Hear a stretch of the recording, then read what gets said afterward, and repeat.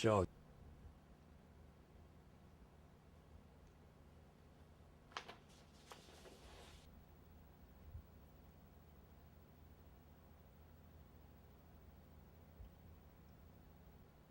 Hello, I'm sitting with Lieutenant Jay Pearlstein of the 4th Infantry Division from Camp Gordon, Georgia.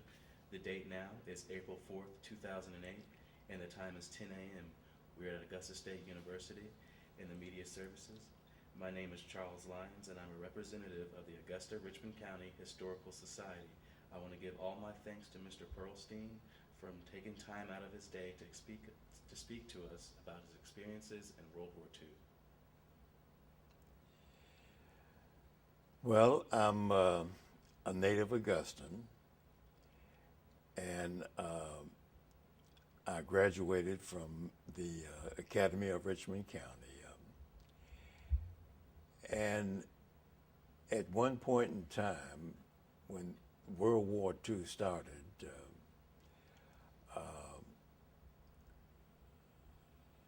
some friends, two very close friends, one of the three of us had a low draft number, and we thought that if we enlisted, that possibly we could stay together. So we went to the draft board, and we asked the question, if we enlist, can we stay together as a unit? And they said, of course. And so we enlisted. That was in June of 1941.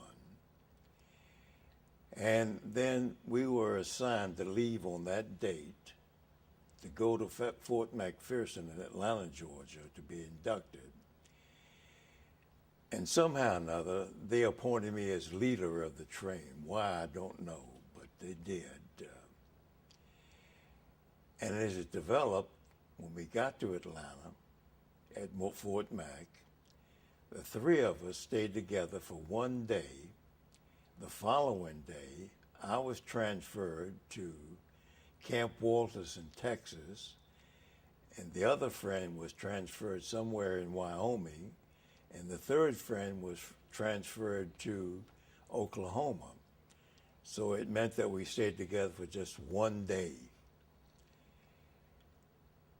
At Camp Walters, I took my basic training, and after basic training, I was transferred to the 45th Infantry Division at Camp Barkley, Texas, where I was assigned to the Inspector General's office. And it was my duty at that time to inspect each company had a fund, and I was inspecting the funds. And I elected to try for officer candidate school. And I remember I was interviewed at Camp Barkley for the officer candidate school.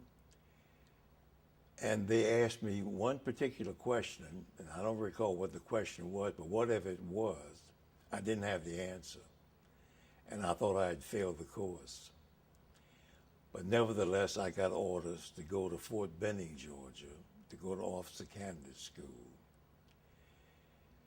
And I completed officer candidate school, and at that time, they were starting a new company, a cannon company, to be associated with each infantry regiment. And I was assigned to the cannon company, which was Cannon Course number 1. And at that point in time, they didn't even have any manuals. We were just flying by the seat of our pants, really. And from there, I was assigned to the 4th Infantry Division, which was stationed at Augusta, Georgia, which was my hometown. And they had, but as a graduate of the cannon school, every infantry division needed cannon officers because it was something new.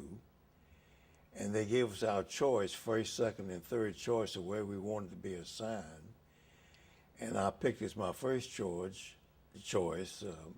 Augusta, of course it was my hometown, and I got assigned to Augusta, Georgia. When I got here, I found that the 4th Division had more equipment than we did at the offices at the Cannon Corps. And I trained here with the 4th Infantry, and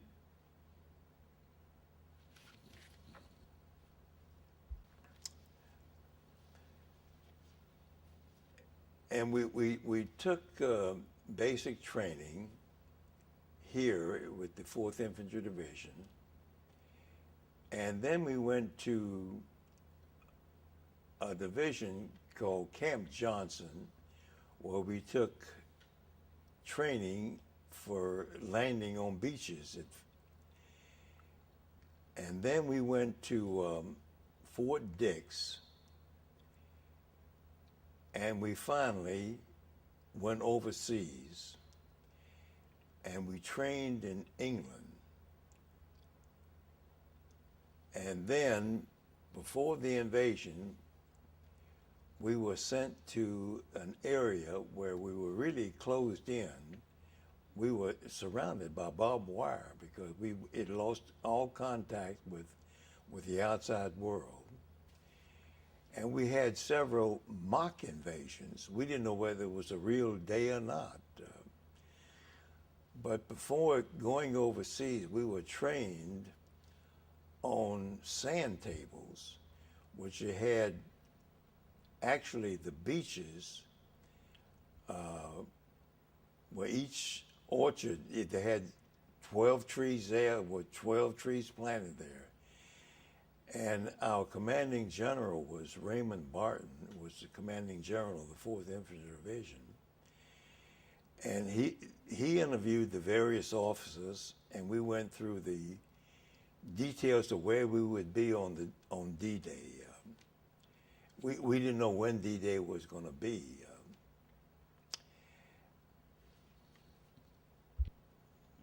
Well, we trained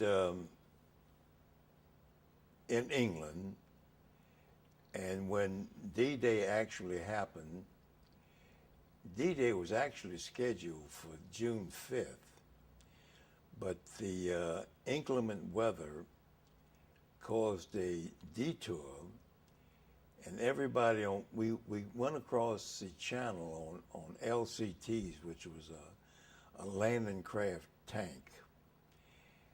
And before, I was assigned to a skipper of the landing craft who was a British skipper that had been on invasions before in North Africa. And I thought I was fortunate in getting someone that had been on invasion before, because we never had encountered anything like this. And we worked out our plan together about how to load the landing craft, first on, last off. We started on the invasion on June 5th. And of course, everybody on board was terribly seasick. I think if the whole German army was on the beach, I would say, get me off this ship. I just wanted to get off this water. But the fact that he had been on an invasion before, he was very cautious. We were scheduled for H+4.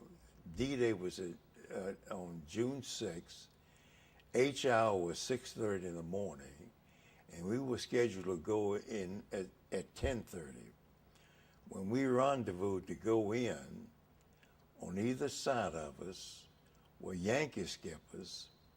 They hit the beach and dropped the ramps right on the beach, where this British skipper I was with, he dropped his ramp. I thought it was in mid-ocean. and the first two Jeeps that went off sank.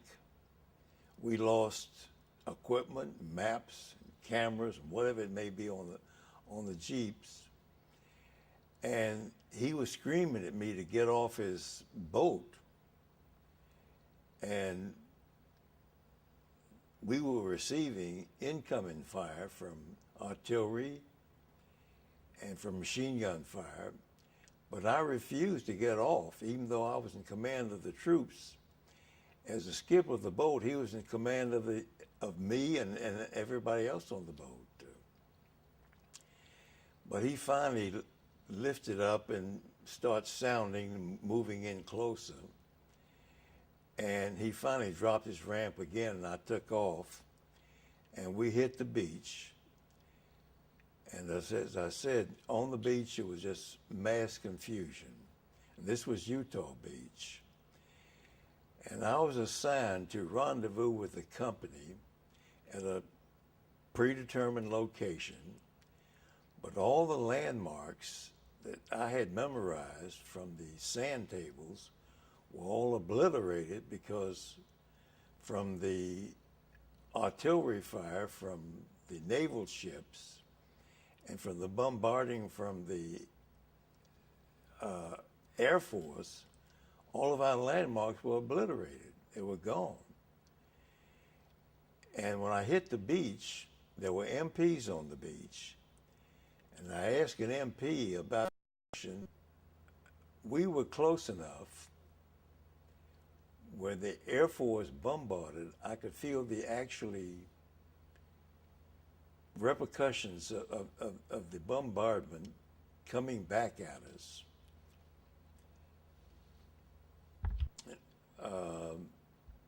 We were the first division at St. Lo, and we were the first division into Paris. We were the first division to, I might mention that I was a platoon leader, and we had 4 squads, and we were using 105 howitzers. We had 8 of them.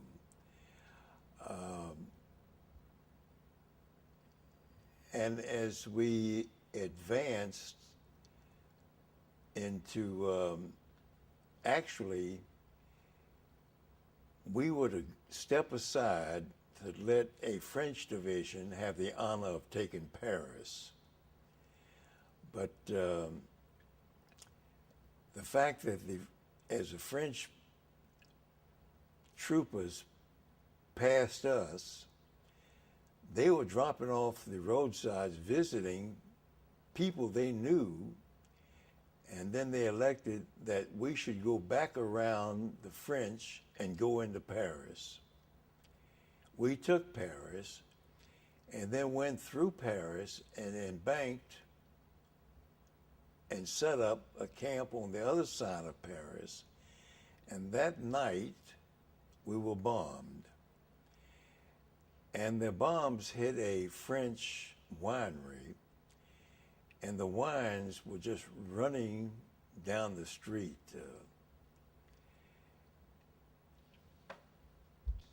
Time progressed, and we were moving forwards towards Germany. I might mention that the 4th Infantry Division was the first division that crossed the Siegfried Line.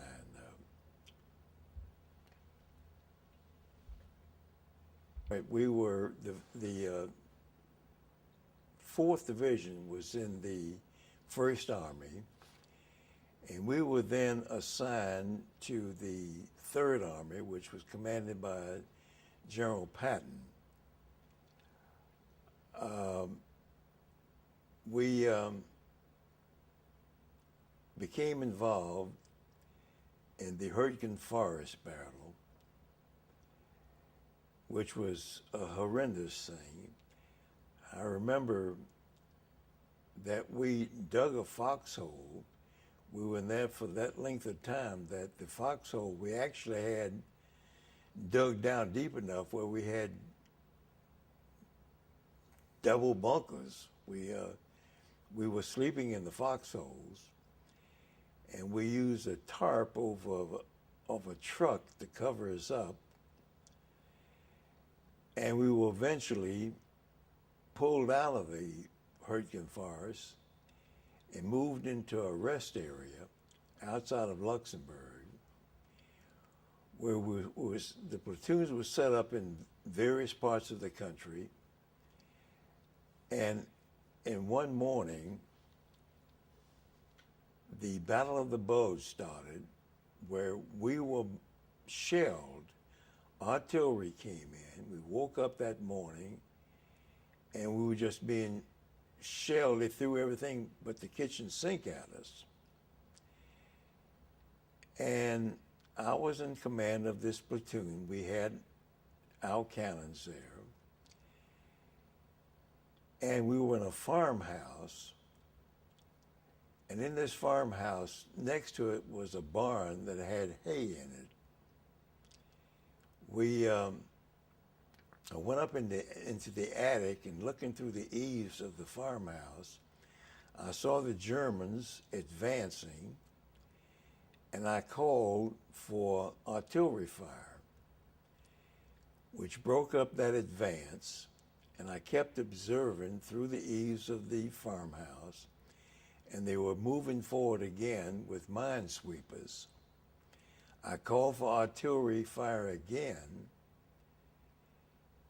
but the artillery that was behind us had been overrun.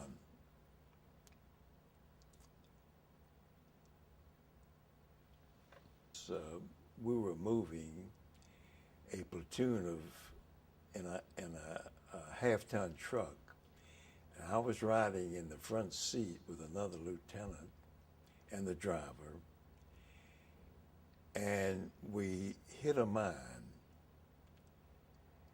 and we lost several men that were riding in the body of the truck. The lieutenant that was sitting next to me, after getting up off the ground and dusting myself off, I found I wasn't hit. I was perfectly fine. But the lieutenant mentioned that he couldn't move his arm. And the weather was bitter cold, and we were in overcoats and long johns, and got his coat off, pulled his sleeve back up, and a piece of shrapnel had gone up his sleeve, and it wedged in his arm, and that arm was turning purple. And when he saw that, he just had a broad smile on his face. He said, well, he said, I'm leaving you. He said, I'm one of the walking wounded. And I looked at him, and I looked at him with envy. I said, why couldn't that be me? Why couldn't I walk away from this? And I'll never forget when he left.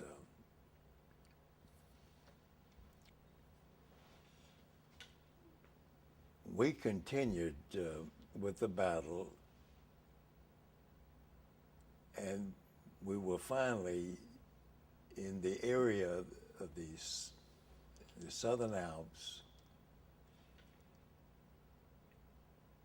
in a town where we were preparing to go back to this country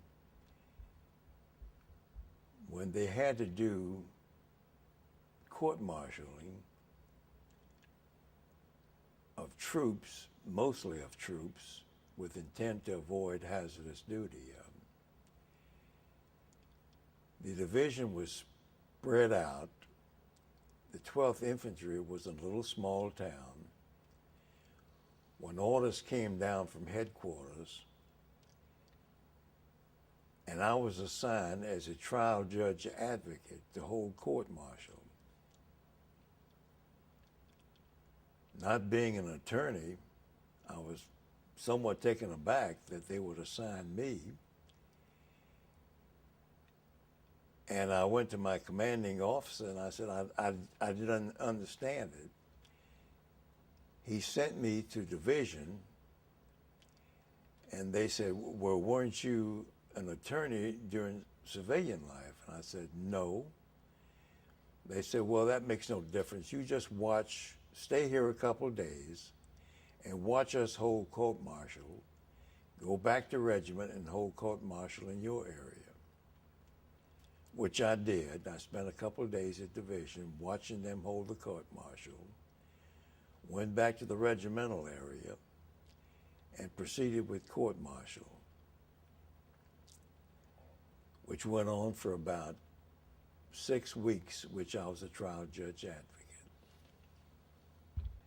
The court-martial were men that had just come out of combat, were pretty much embittered.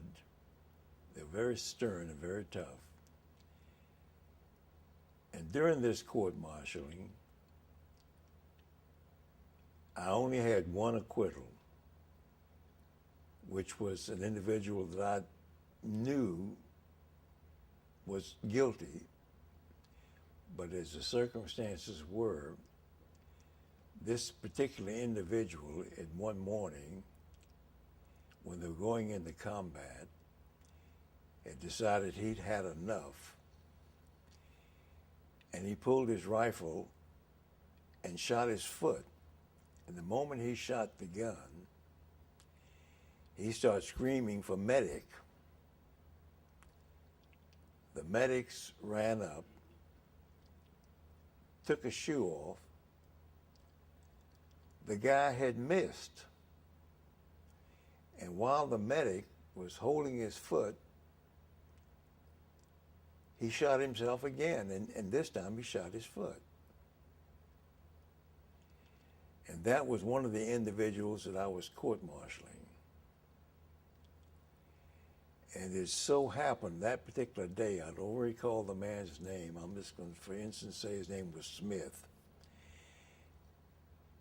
And they had a couple men by the name of Smith. And the medic that had treated this guy during the war was my witness.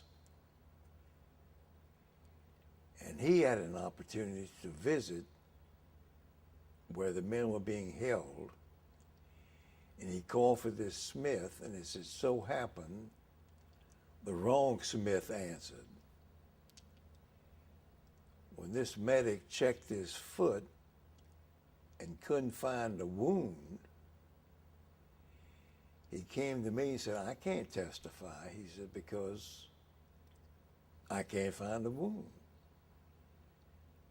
And even though I had a written document from the medic that had treated him during the war, where he had actually shot himself, that man had been transferred back to this country, and I couldn't use that testimony. And the court couldn't find him guilty, and I knew this man was guilty, and he was found innocent. That was the only acquittal I had. And as I had mentioned before, that these men had just come out of combat and pretty much were embittered and tough. The verdicts were life, 50 years, death. But these had to be reviewed before the sentence was actually carried. And in the case of a death, they had to be reviewed by the president. And I don't think any of them were ever really carried out. But it was something that I had to do. I might mention during this course of incidents, I was awarded the Bronze Star on 2 separate occasions. If I may read these stories of the Bronze Star. The first one was for meritorious service in connection with military Belgium and Germany. Lieutenant Jacob Pearlstein, son of Mr. and Mrs. A. Pearlstein, Broadway Apartments, has been awarded the Bronze Star. Lieutenant Pearlstein attained a high standard of performance in his assignment as platoon leader in an artillery company. In one instance, as his company was establishing a new battery position, its men were fired upon by hostile artillery. One man was killed and several wounded. Lieutenant Pearlstein, in order to avert confusion, reorganized the company, reestablished communications, and displaced the unit successfully to an alternate position. Lieutenant Pearlstein has been in the service for 4 years. That was one occasion of the Bronze Star. On another occasion, if I may read this, Lieutenant Jacob Pearlstein, 0129-1688, 1st Lieutenant Infantry, 12th Infantry Division, 12th Infantry, for heroic achievement in connection with military operations against an enemy of the United States near Burdorf, Luxembourg, December 16, 1944. In the path of a very strong enemy counterdrive, Lieutenant Pearlstein speedily organized a headquarters group to defend its area. He directed a murderous concentration of artillery fire on approximately a platoon of enemy soldiers, inflicting numerous casualties. The Germans located Lieutenant Pearlstein's observation post and attacked it with an estimate as a company. Lying flat on the attic floor to escape hostile bullets,